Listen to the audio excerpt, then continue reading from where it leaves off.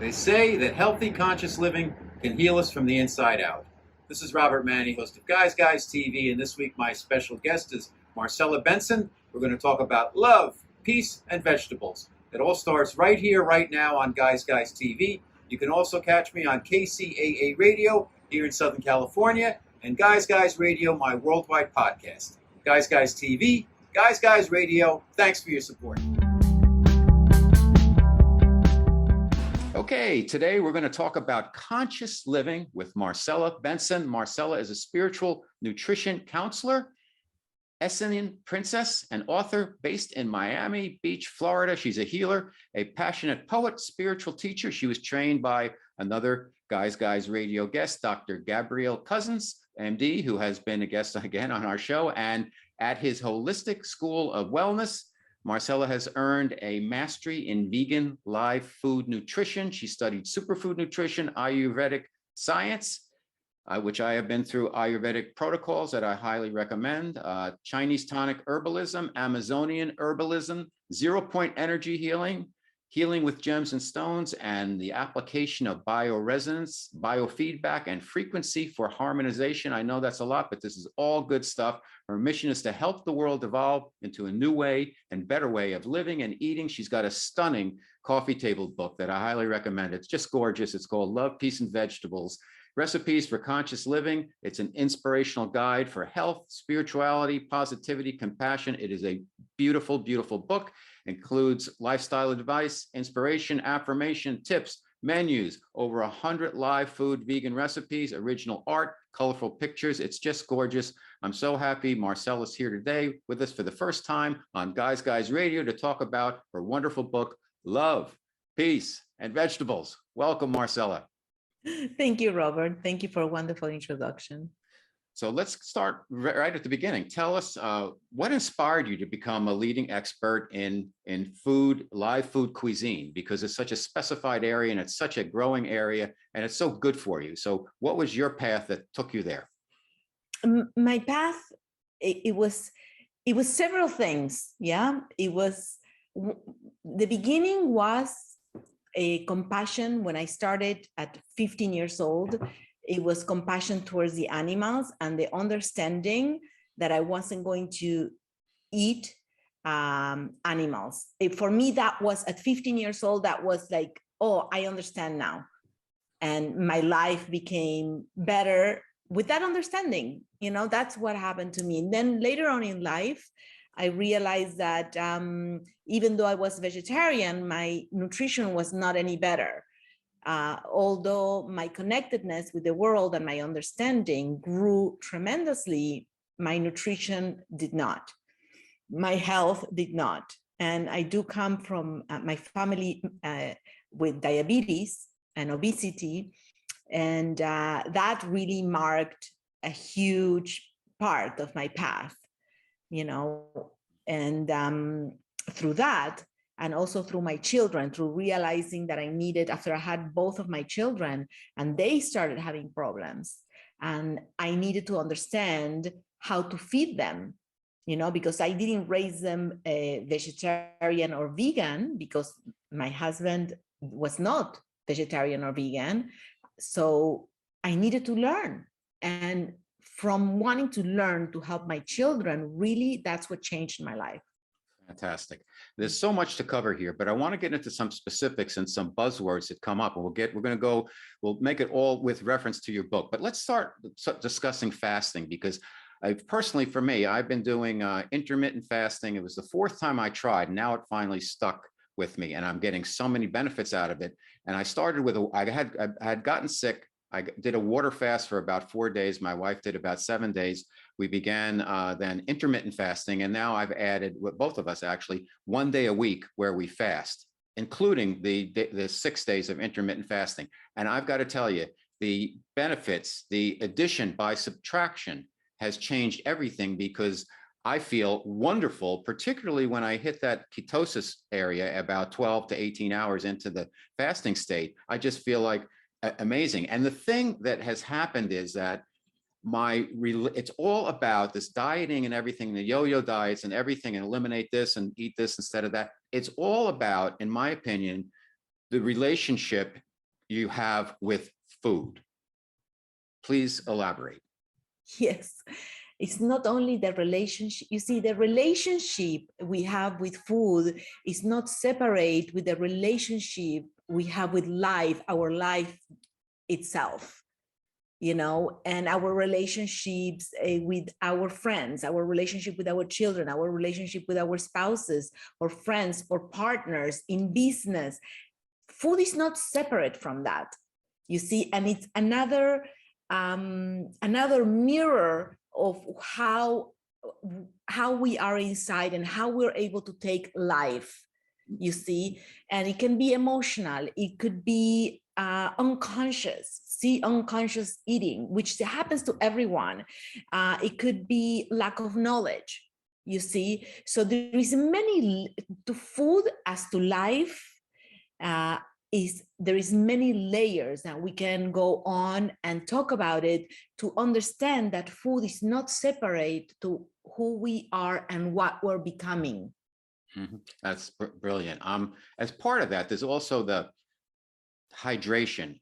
I read that 80% of Americans are dehydrated. The number's probably higher. And people are always confused about, well, how much water should I drink a day? Some people say a gallon, some people say 8 glasses, some people say, no, don't drink too much. You don't want to drink too much at night because you don't want to get up and go to the bathroom, blah, blah, blah. But what, from your sense, tell us about your perspective from your studies on dehydration and hydration, and what are some of your tips for that?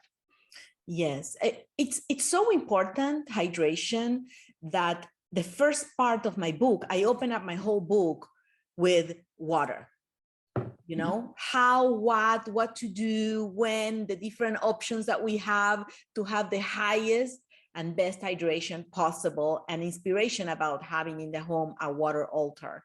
And hydration is very important because everything works with water. Our digestion works with water, our skin works with water. And yes, there is a formula, but that formula can be changed depending on your you know, on your dosha, on your constitution. So for example, okay, just, you know, this is a broad area of understanding, but usually it's half of your weight, okay, whatever you weigh, half of your weight in ounces of water. That's what you need to drink a day. But for example, my dosha is such, or my constitution is such, that I am able to retain a lot of water. My skin is always usually plump. I don't dehydrate easily. But my reality is that now in my older years, my body is starting to become more dehydrated, because that's something that happens with age, you see. So at this time, I need a little bit more salt and I need a little bit more water. Yeah, somebody else, for example, a woman or a man who's very thin and their constitution is more air, they're going to be chronically dehydrated, and probably since they're little, they need to be taking salt and water to keep the water in, because their body works in a way that uses up a lot of water. I assume that that goes without saying, there would be Himalayan sea salt or some type of, you know, good salt, not the refined salt that you buy in a package necessarily in a soup, not the commercial salt that we always see in a supermarket. Yes. Correct? Okay. All right. The concept, a lot of people love the idea of cooking their food. Give us some reasons why they should consider shifting and adapting and evolving towards more of a live food diet. And how would you define actually live food for them? Well, live food nutrition and lifestyle, it is food without cooking, without putting it in the fire. You can dehydrate it, which is a form of cooking and breaking the cell wall of the vegetables so they're more digestible towards you, or you can dehydrate them completely, or you can massage it, also breaking the wall of the vegetable and releasing the waters, the enzymes, and all the life out of the vegetable. Or you can, you know, there is different ways to prepare live food, like sprouting, microgreening. There is many different ways. But live food, essentially what it is that the vegetable is its most live and biophotonic energy that has for you, because at the end of the day, you see, we are this physical matter, but what sustains the physical matter, it is the light behind the matter. So what we need when we feed ourselves, for example, wild food is going to have a greater amount of light. Superfoods like cacao, maca, maybe unprocessed, first cold press, stone press olive oil has an incredible amount of light, therefore energy, and therefore energy that you will feel in your physical body to come also to have much more energy in your life, to have more vitality, more youth. You see, so when we're looking at food and live food specifically, we are looking at these measurements of life and light. Beautiful. And color, which is that what we are. What we need to keep ourselves young, out of inflammation, it's color, which are phytonutrients. Yes. Yes. Energy, you know, light energy. Light energy gives you a magnetism, gives you a hump for life, and a communion. You see, communion with the natural world that otherwise you don't get. You see, like when you're eating pasta, for example, which is absolutely delicious. I'm not going to deny it. I like it myself. You know, let's be real. You know, what happens is the wheat in the pasta, right? It has been stripped from all of its minerals. It has been stripped from its bran, which is the fiber. It has been stripped of everything. And the only thing you have left is the white flour. This white flour, then they make it into pasta. Yes, if it's not 100% semolina, and you have no nutrients there. No nutrients. It's only a high amount of fast rising carbohydrates, which in the next day you're going to wake up and you're going to have a spike of sugar. You see, because you can measure it. It's not that I'm just, you know, trying to put pasta in a bad place, but now there is many good options for pasta. So there are things coming into the market. Don't put pasta down, right? We got a lot of pasta. But there are ways, right? There are ways. There are ways. You don't have to, you know, because it's important. You don't have to do without. You have to do different. Mm-hmm. And when you do different, then you realize there is so many more options that you didn't know, and you can really have fun and eat delicious for the rest of your life. I promise. I wouldn't be telling you just eat bland or, you know, just eat a piece of lettuce, because that's really, you know, it just doesn't cut it. Mm-hmm. Just one lettuce, one tomato. Sometimes yes, but many times it doesn't. Okay.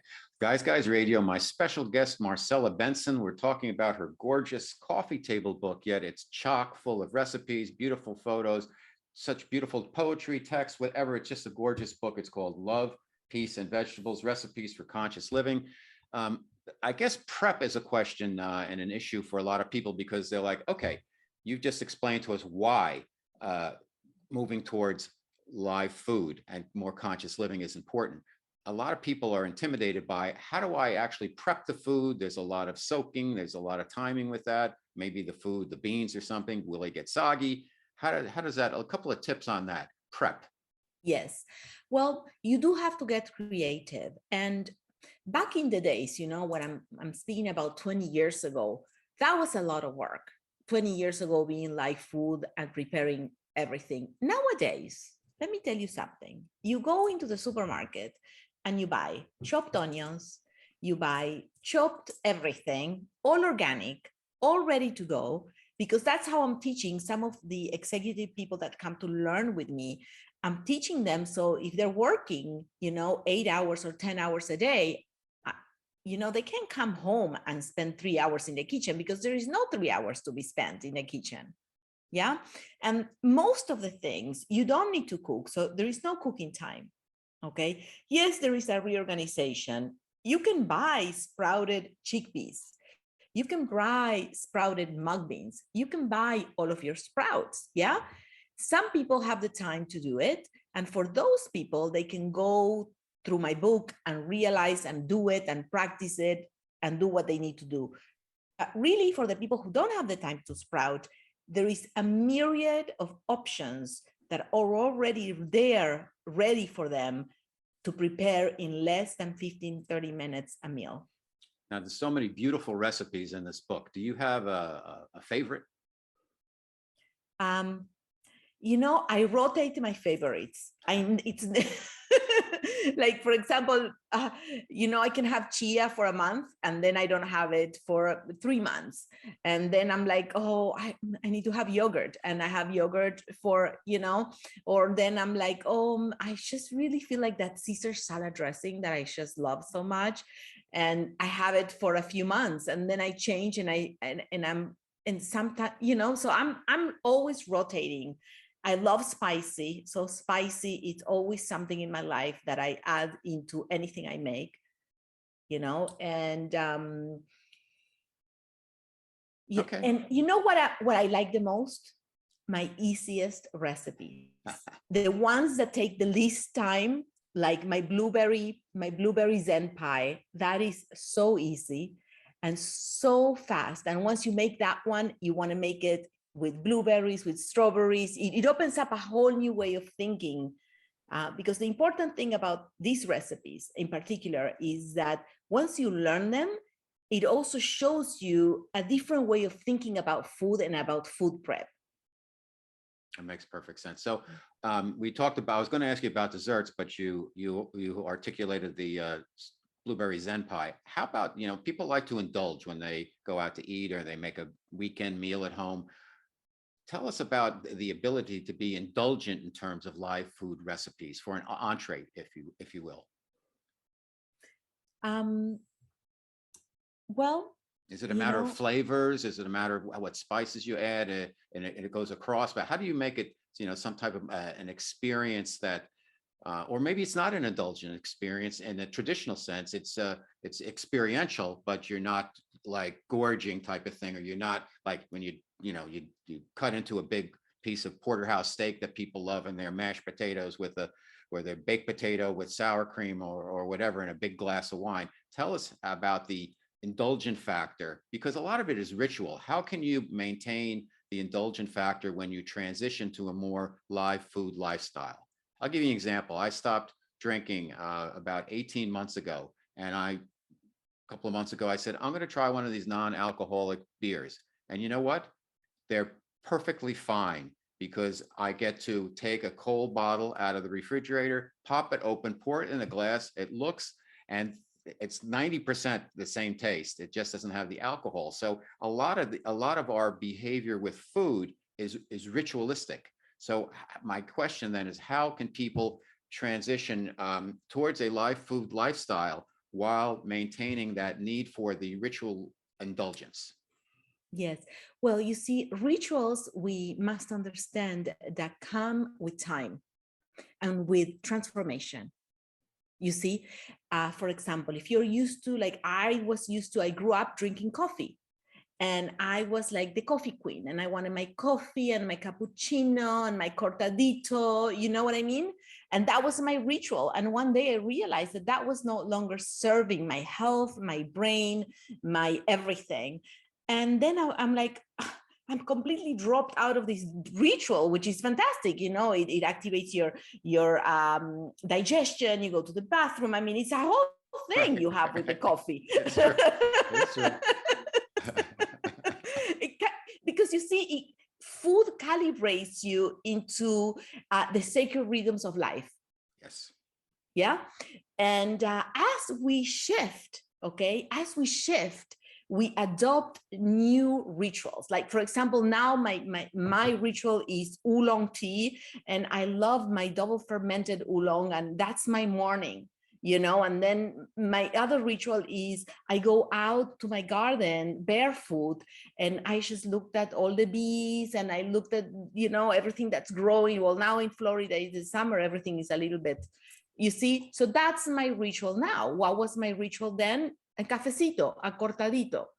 You see, so rituals is a matter of growing into your new you, your new face. And believe me, when you grow into rituals that are more aligned with your soul, with yourself, with Mother Earth, which we are part of that, all of a sudden, the ritual becomes so pleasurable because it's not only a ritual, but it's giving you energy, it's giving you pleasure, it's giving you youth, it's giving the world around you better choices.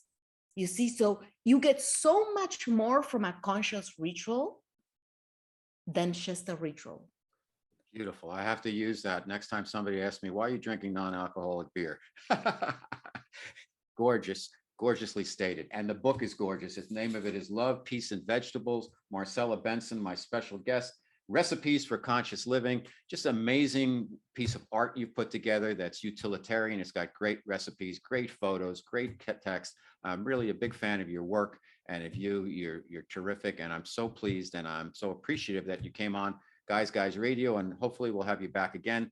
Thank you so much, Marcela. And before you leave, please tell everybody where they can learn more about you. My website, www.marcela, marcela.love. Beautiful. Okay. Thank you so much, Marcela. Great to see you. Thank you, Robert. If you're enjoying the content and the guests I bring you each and every week to Guys Radio and TV, please subscribe to our channels. Thanks for your support.